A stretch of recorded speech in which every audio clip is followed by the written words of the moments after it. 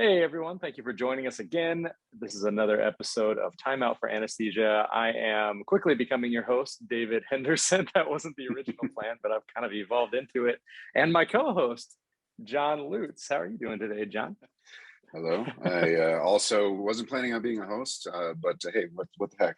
Especially for onboarding, I'm happy to do so. Good. And that is what we're talking about. We are continuing our series on onboarding that John capped off for us. And this is our third, I think, installation of this series. Third or fourth. Yeah. And today we're going to invite back a special guest that we had on previously, Matthew Oldham. He is our VP of Engineering. And again, so excited to have Matt on board. And today, John, what are we talking about? Integrations? Integration. So this will be a continuation of the initial kind of overview video. We're kind of diving deep into all the sections of the onboarding that we go through, really kind of covering in a bunch of different podcasts, everything we go through on that initial kickoff call. So this section is where we're circling back to the integration conversation. And this is where we loop Matt back into the conversation in a big way. Matt is our VP of Engineering, so he knows everything integration, right? This is one of the big beating hearts of our system and one of the wonderful things about our system and how we can really integrate with so many things and do so many amazing things. And Matt this is his brainchild, if you will. So he knows everything there is about this. So I'll bring up my screen and stop talking, hopefully sooner than later. So here we are. We're back to our sheet here that may be familiar to you now. Obviously, we've done all of our things. We've talked about your org, your naming conventions, what facilities will be onboarding, who your primary points of contact are, who we are, of course. And then this is where we're at. We're doing this kickoff call right here, right? So we've done the client info pack, wonderful conversation about the forms and how important that is. And now we're going back to integration. I think we always like to call, forms and integrations are kind of the two long poles in the tent, if you will, for onboardings, right? These two things are the only things that really kind of make things go long.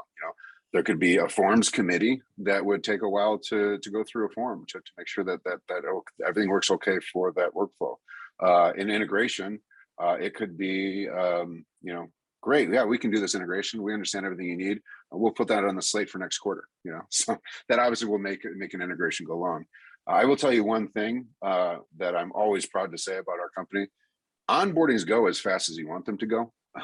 And we are never the one holding things up. And that's particularly true in integration, in no small part by the magic that Matt here does. So as promised, I'll stop talking here. And Matt, I'll hand it off to you. Again, we usually go through this kind of in the onboarding kickoff call. This will also sometimes split out to a separate meeting. So Matt. Yeah, thanks, John. Yeah, thanks for having me back, guys. This is always fun to talk about. And as John said, it's a big part of every onboarding. I mean, obviously we need data we as Graphium, the Graphium platform, your instance of Graphium needs data from the hospital. And then the hospital needs data back from, Graphium about your anesthesia cases. And so integration is obviously the key to making that happen. And so that's a huge part of our platform. It's a really big part of our platform. It's hard to overstate, the part that integration plays. It's honestly where I spend most of my time because there's so much need for integration, not just with the onboarding, but throughout the life cycle, throughout an implementation, throughout the course of anesthesia cases being captured, over the course of the year, and all the activities that happen that are annual activities. And it's a long pole in the tent for onboarding a lot of times because there's a couple of hurdles we're always going to have to cross when onboarding a hospital facility. One is the need to establish secure connectivity with that facility, between that facility's data center or IT infrastructure and Graphium. And Graphium, when we're a cloud platform, so that in and of itself is not the traditional, context that hospitals, have been used to working with. It's more and more common these days than it was when we started, but still not 100%, the way things are. And so to establish secure connectivity, typically the traditional approach is you have a secure VPN tunnel. That's hard to manage. It requires more resources. It's more costly to set up. And ultimately it's less secure than the option that we make available, which I'm thankful to say that we clear this one hurdle by making available this piece of software we call the Graphium Integration Client, or the GIC. You'll hear us refer to that a lot. You'll see it in the documentation for onboarding and the facility registry. So the GIC helps us, kind of cross that VPN hurdle very quickly. The other thing the GIC does for us is it helps us kind of cross the network security hurdle. And I mentioned earlier that a traditional VPN tunnel is less secure. It's not that it's insecure, it's just that there are more secure ways of establishing connectivity. And the GIC lets us do more of a socket to socket type connection with the facility as opposed to a firewall to firewall connection. So not only do you not need all the IT resources that you need to set up that VPN tunnel and maintain it, we're going to get a more secure solution in the end by using the GIC. And what the GIC is I think John even has our Graphium integration guide and on his screen. So this is what we send you as a customer, and this is what we provide your IT team, and kind of what we walk through with them. And it's a really short guide, but it kind of highlights what is the GIC, where does it live in your IT landscape, what does it do? And really what it is it's just a small proxy client that is comprised of a set of Windows services that runs on some Windows machine behind your firewall. That's the good news. Part one is it runs behind your firewall. It doesn't need to be sitting outside the firewall. Number two is it's really small. That's the other piece of good news, right? Really small footprint, lightweight. It can exist it can be installed on an existing server, or you can give it its own dedicated Windows host, whatever you want. It's low maintenance. You don't have to do anything with it once you install it. It's kind of self-updating, self-maintaining, and takes about a minute to install. So it's really, really nice in that regard. I'm just scrolling around here on the GSC. This is obviously something that we'll send out ahead of time. Usually, actually, at the very beginning of the onboarding, we're doing integration. It's one of those things that give this to anybody who will read it, please. It will make everybody's lives easier. And then, we'll go through it on the kickoff call, and then more in depth if we need to get to the specific stakeholders and stuff like that. But you didn't say the one thing that I always love to hear you say. You always call it a headless. It is a headless application. John loves that. I always have this vision of Ichabod Crane running around with an IT situation. So, and all we mean by that is there's no UI that goes along with this piece of software. It's just you install it. We'll give you an activation code. You run the installer on the host that you want to install it on, and it installs itself and kind of goes away. And that's the last you see of it. It's a set of, I think, 5 Windows services that run and kind of do have individual functions. And those, for the IT audience and those who are in IT listening, or you may be, dealing with this side of an anesthesia practice's interfaces, it's keeping itself updated with security updates. It's keeping itself healthy by downloading, any software updates it needs to function correctly and communicate with our platform correctly. It's giving us health checks to say, hey, not only do I still have connectivity to the internet, I can talk to Graphium, but I can also talk to the host EHR that's sending me information, and I'm able to successfully send information back to the host EHR. So those health checks is another thing that it communicates with. And then it's exchanging the information, right? Sending us outbound ADT, sending back to the host EHR the anesthesia record information as necessary. So yeah. So Matt, for our anesthesia listeners who may not be as technical, this is different and a more updated way of handling an integration. Just what's a really dumbed down version for people like me who are less technical of what makes this better than, for instance, a VPN tunnel version of dealing with integrations that might have happened previously? Yeah, it's a great question, and it's really hard to talk about it, and it's really hard to not describe it and answer your question in a technical way. But if you think about it from the perspective of the IT administrator who has to set up this interface or interface with it's really broader than that, interface with a new third-party vendor in the form of Graphian Health, right? So they may have the anesthesia practice there who is a contracted provides contracted services at the facility. That contracted entity, which is the anesthesia practice, has another third-party vendor that they use called Graphium Health, and we have to integrate as the hospital with that facility or with that vendor, Graphium Health. how are we going to do that? How are we going to do that securely? And how are we going to do that?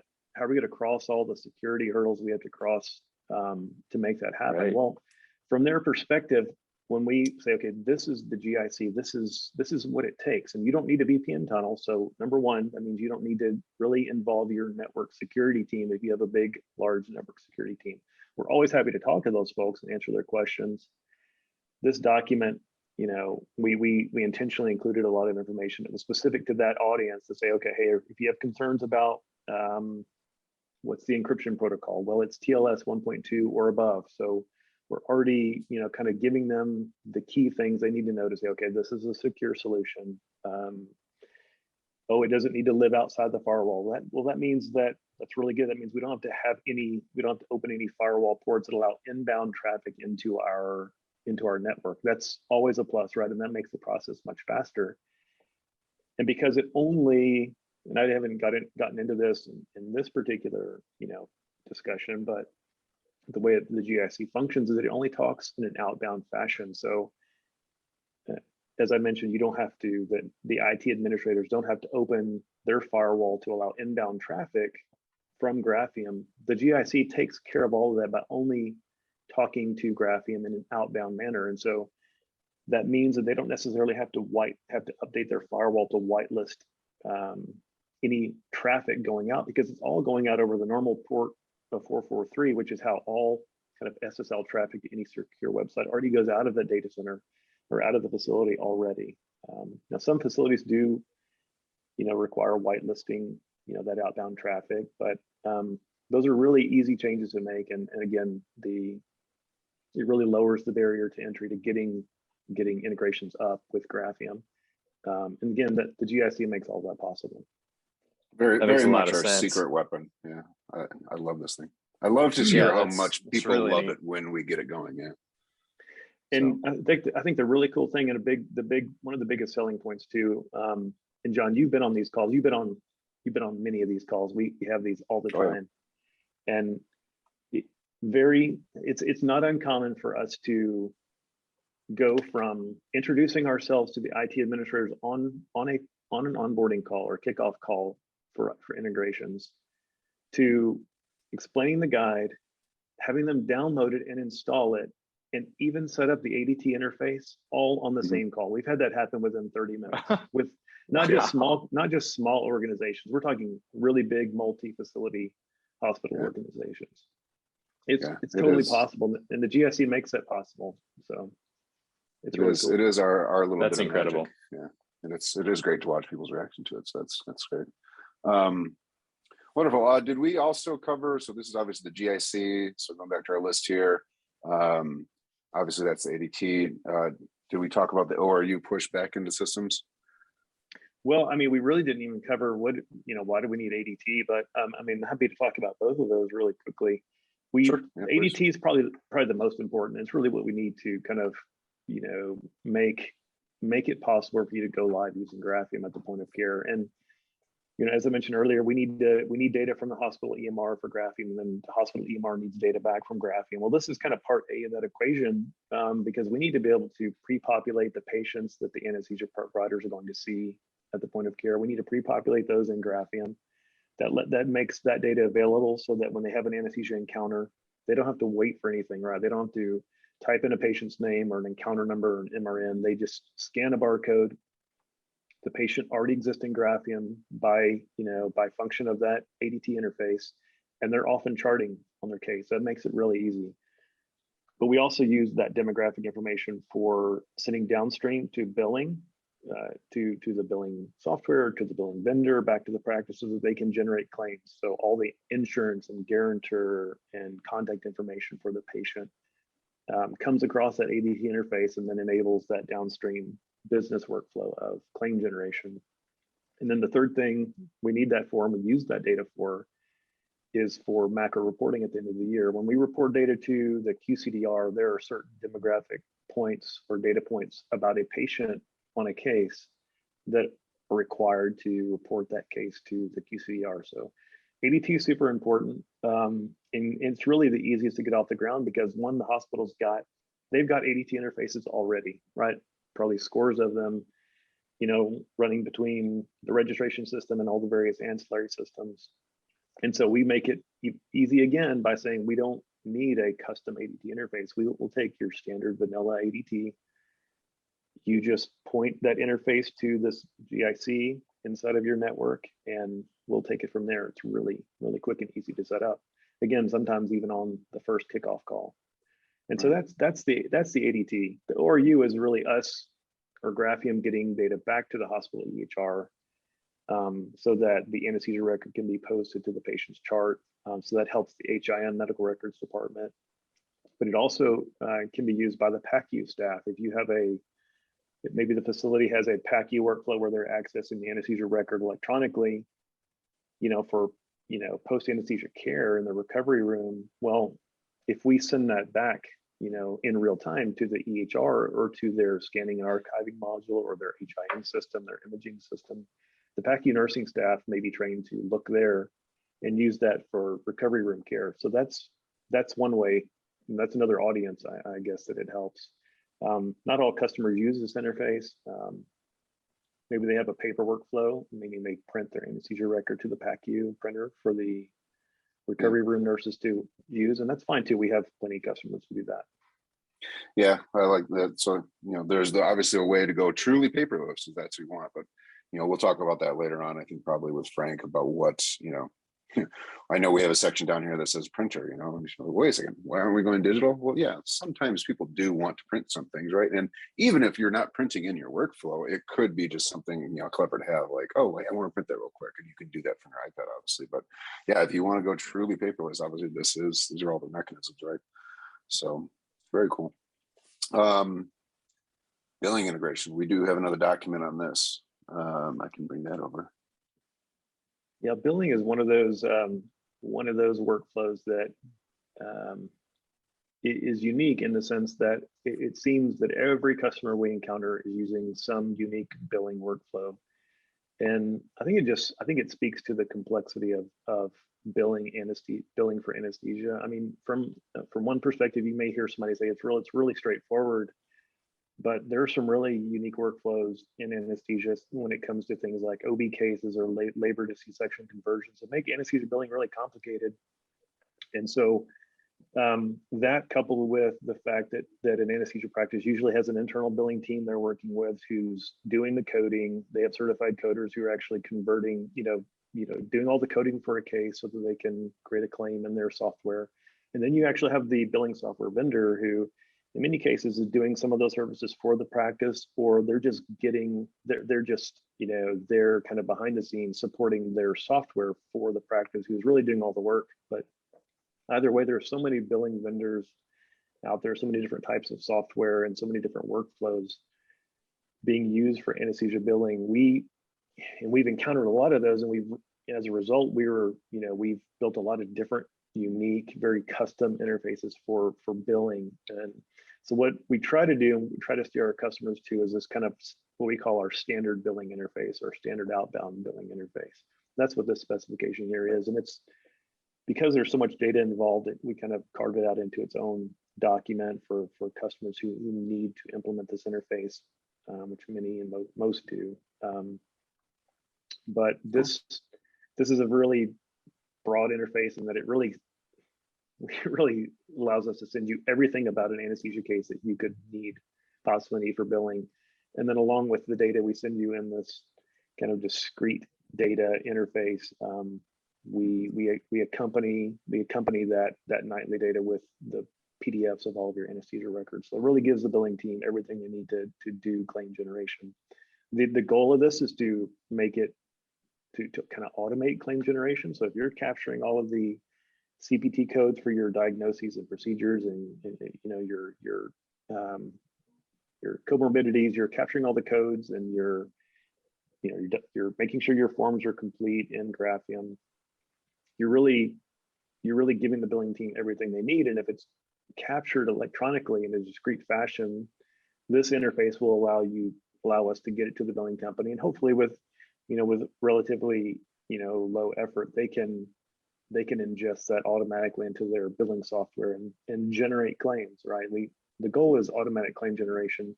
It's it's somewhat of a panacea, but we still strive for that as much as we can to make that workflow easy. That's great.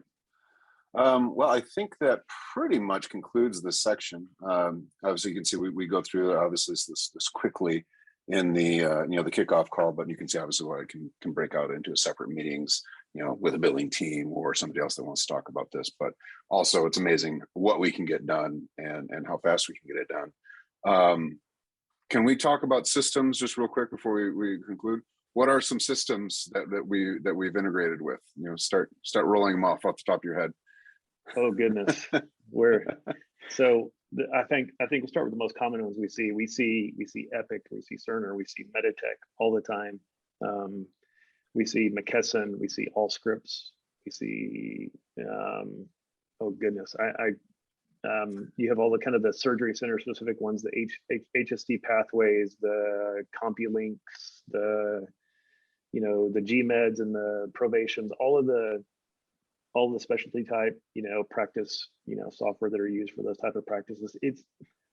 We just when you think you've seen them all, we'll encounter a new one, but we've integrated with so many of them, and thankfully we can, again, that's what one of the things that the GIC makes possible is that we build in support for all these, various vendor platforms, so that with one piece of software, we can say, okay, yeah, if you switch, if you're sending it to us from Allscripts or Paragon or again, CorePoint or, specific integration servers that speak in a really unique way or handle things in a really unique way. And then you want us to send it back to OnBase for medical records or some other unique system.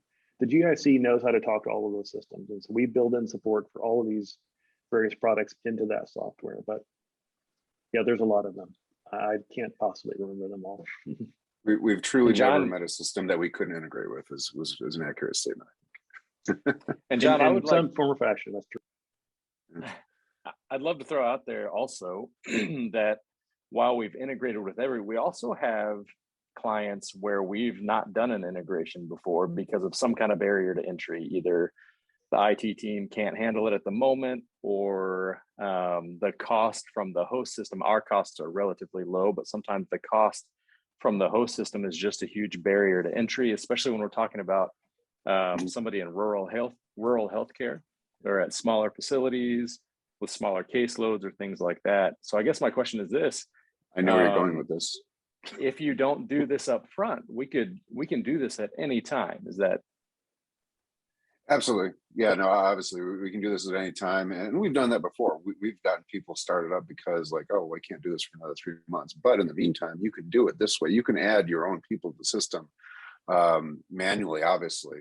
And Matt, I guess there's another thing we didn't really talk here is that we do have another way of getting patients into the system, right?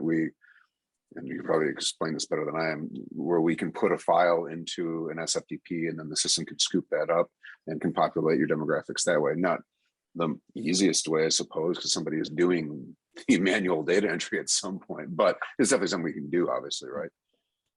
Yeah, for sure. And again, the GIC doesn't solve all of our problems. It's really intended for kind of that real-time data exchange with, with those hospital systems and ancillary systems.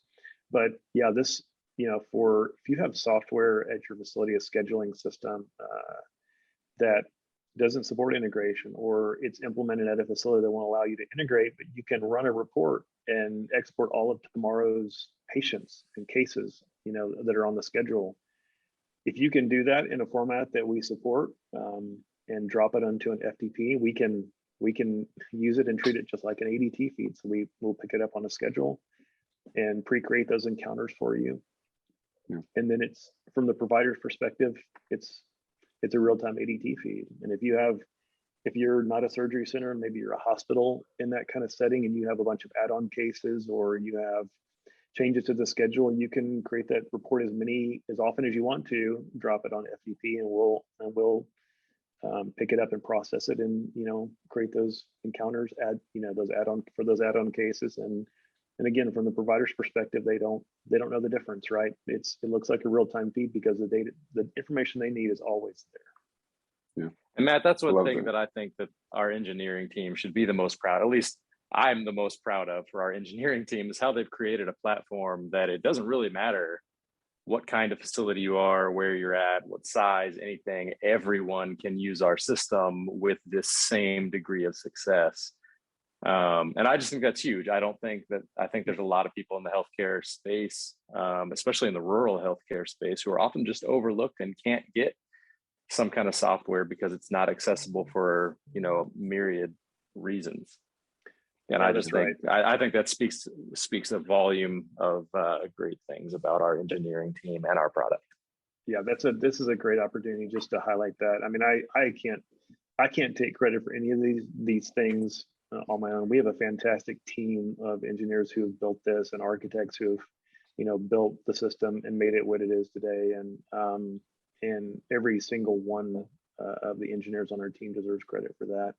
But yeah, it's what makes my job fun, honestly, doing what I do, because I have to use the tools that we build. So in IT or in software engineering, that's that concept. They call it eating your own dog food, and we do that. We use the tools we build to help our customers. And so yeah, we have a fantastic team, and I'm thankful we are able to do what we do. Well, great. I think we've more than covered this section, and I think we've even come up with ideas for some other individual podcasts we can do. So we may see Matt again in the future. So a big thank you from me. Yes, indeed. Well, great. I think that's everything I have, David. So thank you, everybody, for listening. Any other closing remarks? Thank you very much. No, that's it from me. And thank you so much, Matt, for being on again. We know your time's super valuable, so taking the time out to be here means a lot. Yeah, thanks for having me. Thanks, everyone. All right, you guys have a wonderful day. We'll see you next time.